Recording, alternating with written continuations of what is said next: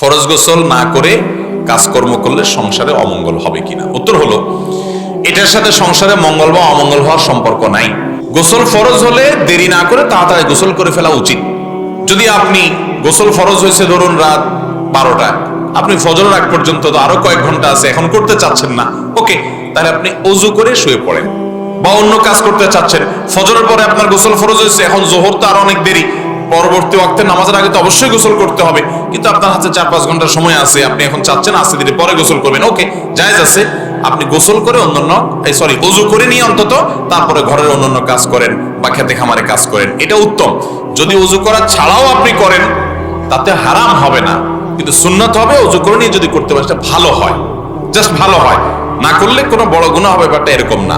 আমরা অবশ্য মনে করি কেন অমঙ্গল হয়, এর সাথে মঙ্গল অমঙ্গলের সম্পর্ক নাই। তবে হ্যাঁ, এটা ঠিক যে সুন্নতের খেলাফ হবে আপনি গোসল অনেক দেরি করে বসে বসে অন্যান্য কাজ করে বেড়াচ্ছেন, এটা সুন্নতের খেলাফ।